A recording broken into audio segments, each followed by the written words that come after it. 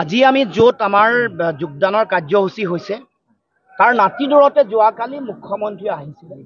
আমি এখন সংবাদ মেলত অসমৰ সাম্প্ৰতিক পৰিৱেশ আৰু পৰিস্থিতি সম্পৰ্কত আমি এখন সংবাদ মেল আয়োজন কৰিছিলোঁ। তাত মুখ্যমন্ত্ৰীক কৈছিলোঁ যে মুখ্যমন্ত্ৰীয়ে যিবোৰ পূৰ্ব প্ৰতিশ্ৰুতি আছিল একো পালন কৰিব পৰা নাই। তাৰ বিপৰীতে বিদেশী নাগৰিকসকলৰ ওচৰত আঁঠু লৈছে, আত্মসমৰ্পণ কৰিছে। নিৰ্লজ্জভাৱে আত্মসমৰ্পণ কৰি তেওঁ আমাৰ মাটি ভেটি বিদেশীক দিব খুজিছে, 43 বছৰ বিদেশী বোজা জাপি দিব খুজিছে। তাৰ প্ৰতিক্ৰিয়া প্ৰকাশ কৰি মুখ্যমন্ত্ৰীয়ে কৈছে যে মই হেনো কংগ্ৰেছৰ ওচৰত আত্মসমৰ্পণ কৰিছোঁ। মুখ্যমন্ত্ৰীক আজি এই স্থলীৰ পৰা য'ত সভা পাতিছোঁ তাৰ পৰা ক'ব খুজিছোঁ যে লুৰিণজ্যোতি গগৈৰ অভিধানত আত্মসমৰ্পণ শব্দটো নাই। আপুনিহে বাৰে বাৰে বিভিন্ন সময়ত আত্মসমৰ্পণ আৰু বিশ্বাসঘাতকতা কৰি আহিছে। লুৰিণজ্যোতি গগৈয়ে বিগত সময়ছোৱাতো কাৰো ওচৰত আপোচ কৰা নাই, আত্মসমৰ্পণ কৰা নাই। আহি থাকিব লগা দিনসমূহতো যেতিয়ালৈকে জীয়াই থাকিম না কাৰোবাৰ ওচৰত আত্মসমৰ্পণ কৰিম, না কাৰোবাৰ ওচৰত আঁঠু ল'ম, না কাৰোবাৰ ওচৰত আপোচ কৰিম। স্পষ্ট কথা, আমি কংগ্ৰেছৰ কাষত সহৱস্থান কৰিছোঁ কেৱল মাত্ৰ জাতীয় স্বাৰ্থৰ কাৰণে যুঁজ দিবৰ কাৰণে। দেশৰ যিটো পৰিৱেশ পৰিস্থিতি, য'ত দেশত বাইপলাৰ মোড অফ ইলেকশ্যন চলিছে, ভোট বিভাজন ৰোধ কৰিবৰ কাৰণেহে আমি কেৱল মাত্ৰ সহৱস্থান কৰিছোঁ। সেইকাৰণে মুকলিমূৰীয়াকৈ ক'ব পাৰোঁ কংগ্ৰেছৰ লগত আমাৰ আদৰ্শৰ অমিল আছে, আমাৰ দৰ্শনৰ অমিল আছে। আমি আমাৰ চিন্তা, দৃষ্টিভংগী, আদৰ্শ আৰু দৰ্শন আমি নিজে আগবঢ়াই লৈ গৈও আমি বিজেপিক পৰাভূত কৰিবৰ কাৰণেহে তেওঁলোকৰ লগত থিয় হৈছোঁ।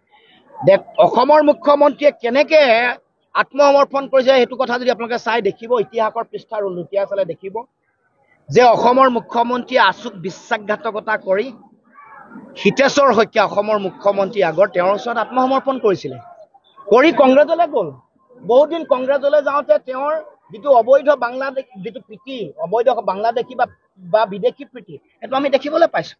কেনেকৈ কি কাম কৰিছিলে, কি নকৰিছিলে। তাৰপিছত তেওঁ যেতিয়া হাৰদা লুই বাজাৰ কেলেংকাৰী তদন্তৰ গতি এটা লাভ কৰিলে, তেওঁ জেল যোৱাৰ, তিহাৰ জেললৈ যোৱাৰ পৰিৱেশ আহিলে, তেওঁ তাৎক্ষণিকভাৱে আত্মসমৰ্পণ কৰিলে।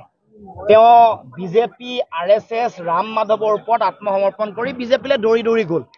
তাৰ পাছত তেওঁ বিশ্বাসঘাতকতা আচুক কৰিছে, আলফাক কৰিছে, তেওঁৰ প্ৰথম গুৰু ভিভু ফুকনক কৰিছে, প্ৰফুল্ল মহন্তক বিশ্বাসঘাতকতা কৰিছে, হিতেশ্বৰ শইকীয়াক কৰিছে, তৰুণ গগৈক কৰিছে, সিদ্ধাৰ্থ গোস্বামীক কৰিছে, ৰাম মাধৱক কৰিছে আৰু সৰ্বানন্দ সোণোৱালক কৰিছে। এইটো কথা মানুহে দেখিবলৈ বাকী নাই। দ্বিতীয় কথা, আৰু কেইটামান কথা, যদিও কথাবোৰ দীঘলীয়া হৈছে কৈ যাব খুজিছোঁ। 3টা কথা কৈছে যে জাতিৰ কাৰণে যিবোৰ ভাল কাম কৰিছে সেইবোৰৰ বোলে প্ৰশংসা নকৰিলেও মই বাধা দিব নালাগে। দ্বিতীয় তেওঁ কৈছে যে মই হেনো লাজ পাব লাগে। তৃতীয় কথা মোৰ হাও লাগিব বুলি কৈছে। আৰু চতুৰ্থ কথা এফিডেভিট দিয়াৰ কথা। গোটেইকেইটা কথাৰ উত্তৰ আপোনালোকক সুযোগ পাইছোঁ কাৰণে দি থৈ যাব খুজিছোঁ যে আপুনি কৰা ভাল কামৰ তালিকাখন দিছোঁ। মুখ্যমন্ত্ৰী ডাঙৰীয়া, আপুনি এনেকুৱা কিছুমান কাম কৰিছে, এতিয়া খিলঞ্জীয়া মানুহৰ 49,000 বিঘা মাটি আপুনি আম্বানী, আদানী, ৰামদেৱ, SR গ্ৰুপক দি দিবলৈ ওলাইছে। 49,000 বিঘা মাটি, ইয়াত কোকৰাঝাৰ পৰ্বতজোৰা হওক, ডিমা হাছাও হওক, কাৰ্বি আংলং হওক, বৰদুৱাৰ হওক, গোলাঘাট মেৰাপানী হওক, এইবোৰত আপুনি মাটি ভেটি দিবলৈ ওলাইছে। আপোনাৰ দিনত 8,066খন বিদ্যালয় মৃত্যু হৈছে। আপোনাৰ দিনত আটাইতকৈ জন্ম হৈয়ে মানে মৃত্যুমুখত পৰা সন্তানৰ যিটো হাৰ, সেইটো ভাৰতবৰ্ষৰ সকলো ৰাজ্যৰ ভিতৰত আটাইতকৈ বেছি, এভাৰেজ হাৰতকৈ বেছি। বেলেগ ৰাজ্যবোৰত যিটো গড় হাৰ সেইটো 20 গৰাকী মানুহ মৃত্যুমুখত পৰে, আপোনাৰ ইয়াত 22 গৰাকী মৰে। 0 পৰা 5 বছৰত মৃত্যুমুখত পৰা শিশুৰ সংখ্যা দেশত 30 গৰাকী, আপোনাৰ অসমত 35 গৰাকী মৰে। ড্ৰপ আউট মানুহ যিটো ছাত্ৰ ছাত্ৰীৰ সংখ্যা দেশৰ ভিতৰতে অসমৰ স্থান দ্বিতীয়। এইবোৰ আপুনি কৰা কামৰ উদাহৰণ মই দিব খুজিছোঁ। গতিকে এয়া আপোনাৰ ভাল কামৰ উদাহৰণ। আপোনাৰ দিনত 27খন টুল গেট অসমত গঢ়িব খুজিছে, 9খন আছে আৰু 18খন বনাই আছে। Smart meter 64 lakh smart meter আম্বানীৰ হাতত অৰ্পণ কৰিছে, 64 লাখ পৰিয়াল। তাৰ লগে লগে 55 বছৰৰ কাৰণে বিমানবন্দৰ আদানীৰ হাতত আপুনি দি দিলে। তাৰ লগে লগে আপোনাৰ দিনত 31 লাখলৈ নিবনুৱা বৃদ্ধি হ'ল। আপোনাৰ দিনত ধাৰ 1,74,000 বৃদ্ধি হৈছে।